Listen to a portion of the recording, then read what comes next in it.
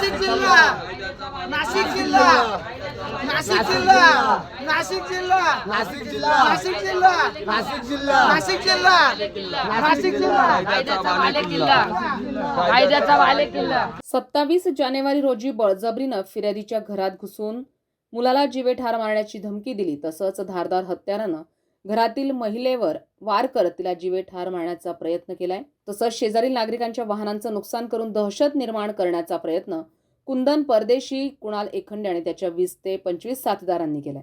त्याचबरोबर CIDCO, college road, Gangapur road इथे देखील दहशत निर्माण करण्याचा प्रयत्न या आरोपींनी केलाय. गुन्हे शाखा युनिट क्रमांक 1, 2 व अंबड पोलीस ठाण्यांच्या संयुक्त कामगिरीनं कारवाई करत या गुन्ह्यातील 10 आरोपींना अटक करण्यात आली आहे.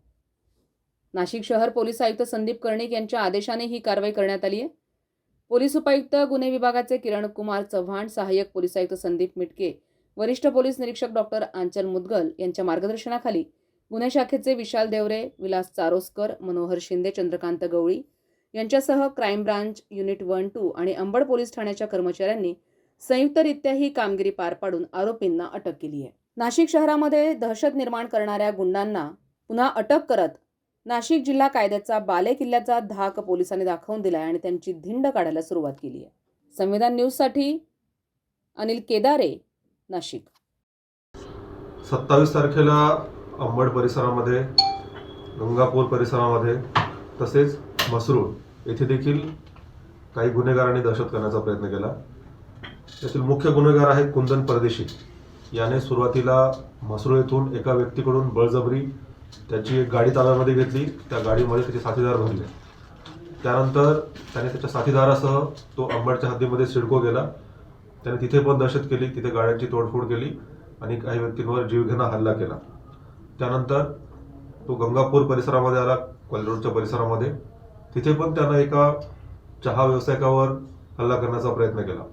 या तिन्ही घटनांमध्ये गंभीर स्वरूपाचे गुन्हे दाखल करण्यात आलेले आहेत आणि या प्रकरणामध्ये आतापर्यंत 9 आरोपी आणि 1 विधी संघर्षग्रस्त बालक यांना अटक करण्यात आलेली आहे. विशेष म्हणजे या आरोपींना अटक करण्यासाठी स्थानिक पोलीस स्टेशन तसेच गुन्हे शाखेची सर्व पथकं यांनी संयुक्तपणे कारवाई केलेली आहे.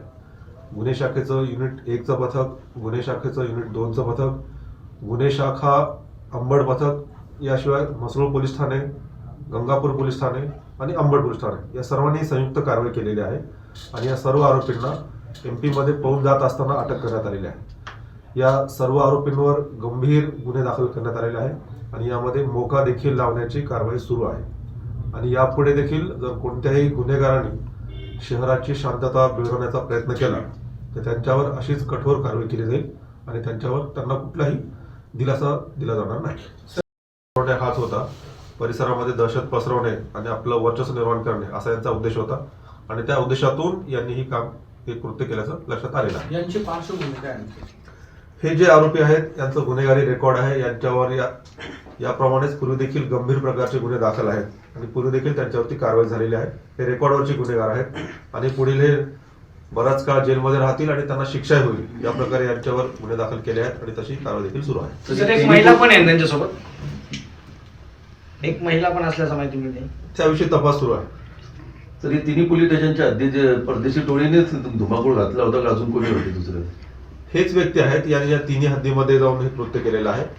मसरूळ पोलीस स्टेशन असेल, अंबड असेल आणि गंगापूर तिन्ही हद्दीमध्ये हीच टोळी होती. तिन्ही ठिकाणी हीच टोळी गेली आणि याच टोळीने तिन्ही ठिकाणी हे गुन्हे केलेले आहेत. संघटित 100% मोकाप्रमाणे कारवाई होईल त्याप्रमाणे प्रक्रिया सुरू करण्यात आलेली आहे. सर, हे किती वय? ही साधारणतः एक 20 ते 30 वयोगटातील मुलं आहेत आणि यातले मुख्य हा कुंदन परदेशी हा रेकॉर्डवरचा गुन्हेगार आहे.